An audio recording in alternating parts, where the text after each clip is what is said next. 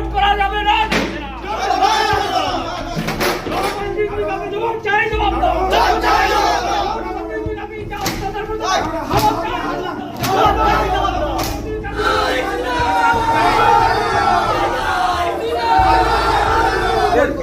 কেন চাইছে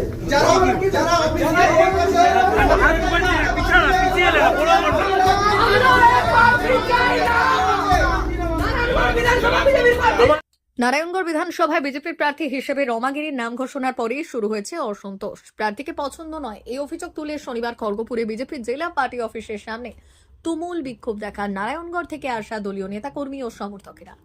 বিক্ষোভকারীদের দাবি, এলাকায় যেখানে যাচ্ছেন সেখানেই সাধারণ মানুষের পক্ষ থেকেই প্রার্থী নিয়ে অসন্তোষ প্রকাশ পাচ্ছে। তাই অবিলম্বে রমাগিরিকে প্রার্থী পদ থেকে সরিয়ে অন্য যোগ্য প্রার্থী দেওয়ার দাবি তোলেন তারা।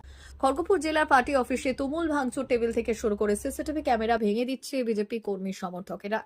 জেলা পার্টি অফিসে বসেই চলছে বিক্ষোভ।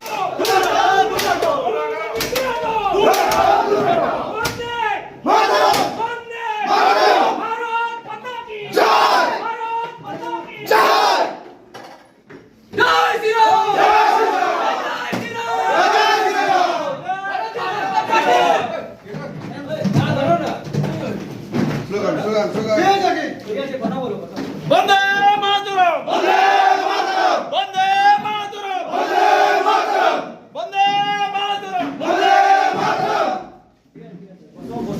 হলে চলবে উপরে দাদা, উপরে হলে চলবে। কোন হলে যাব না, আমরা যাব, এখানে থাকবো। আমরা এখানে নাম সবাই বললাম কথা বলবো, কথা বলবো। ওরে দানা করতে তাই নিচে চলে গেল, বসো জেলা সভাপতি বসো, এখানে বসো, সব বসো, সব বসো, মাটিতে বসো। ঠিক আছে, উপরে হল মিটিং আছে। এই পার্টি আমরা মানছি না। বন্দে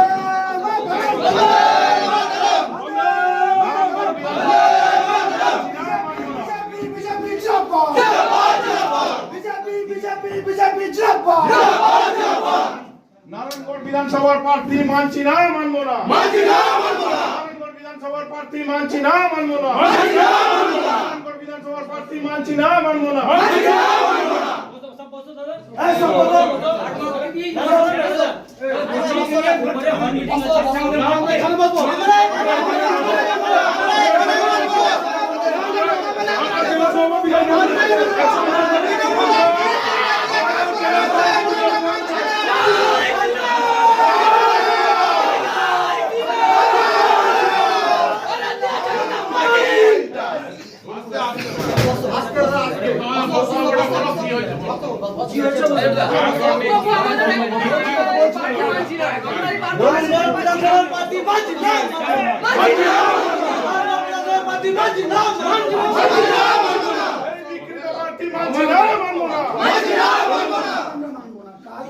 কালকে আমাদেরকে তীব্রভাবে আক্রমণ,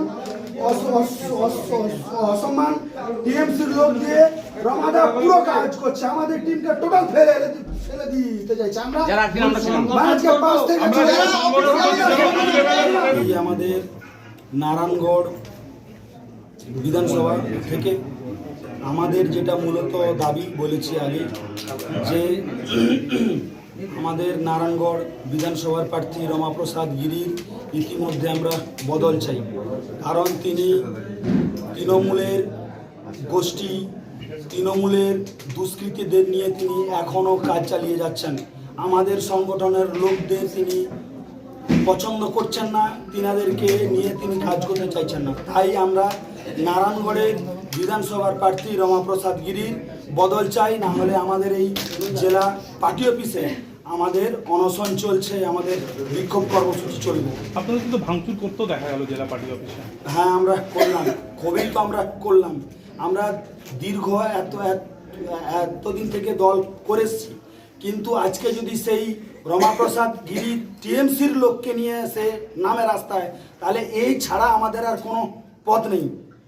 আর আমাদের যদি দাবি না মানে, তাহলে আমাদের যত কার্যকর্তা আছি, বুথ থেকে শুরু করে সংগঠনের টোটাল কার্যকর্তা, আজকে সভাপতি সাহেবের কাছে পদত্যাগপত্র দিয়েই আমরা বাড়ি যাব।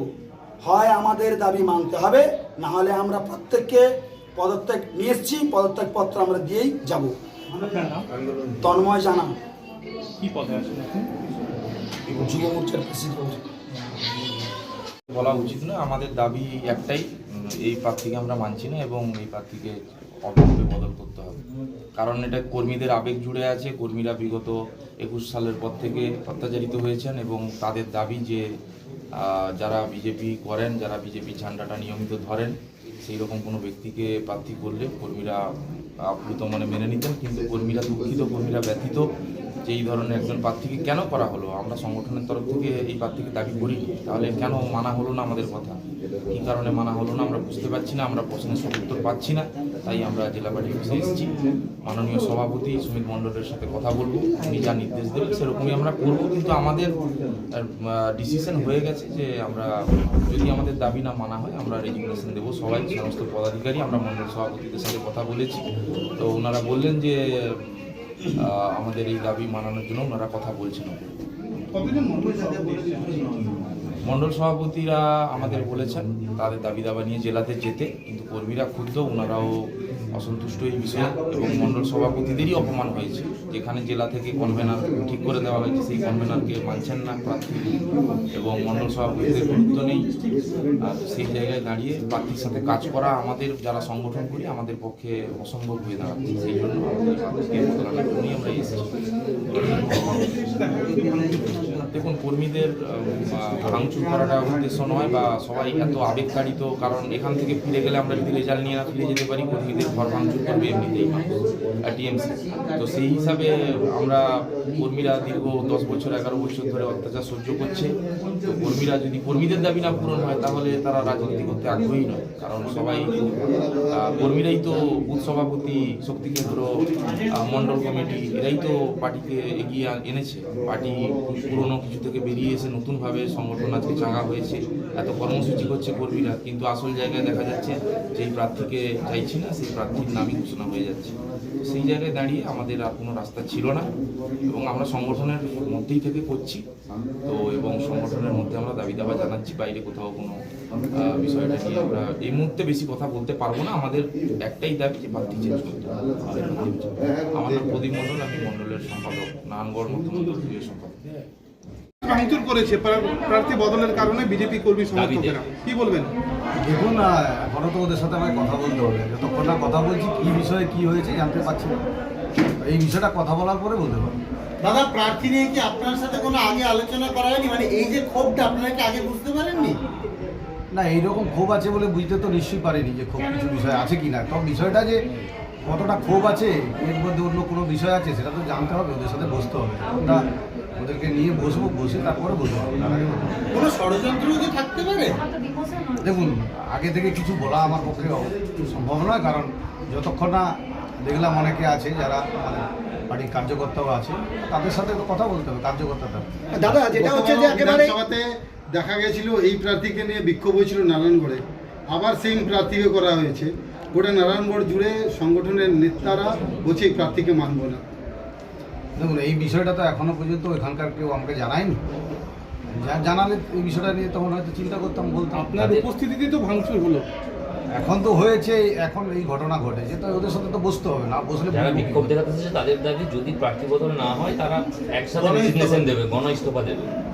দেখুন, কথা না বলা পর্যন্ত এর উত্তর আমি এই জন্য দিতে পারবো না, কারণ আমি যতক্ষণ না পর্যন্ত আমার কার্যকর্তাদেরকে এবং মণ্ডল প্রেসিডেন্টের সাথে না কথা বলছে যে ওখানকার কী সমস্যা হচ্ছে না হচ্ছে, তো সেই বিষয়ের উপরে আমি আগে থেকে বলা আমার দাদা, যেটা হচ্ছে যে একেবারে শুধু পশ্চিম মেদিনীপুর না, একাধিক জেলায় বিজেপি কার্যালয়ে বিক্ষোভ চলছে। গতকাল সল্টলেকেও এই ঘটনা ঘটেছে।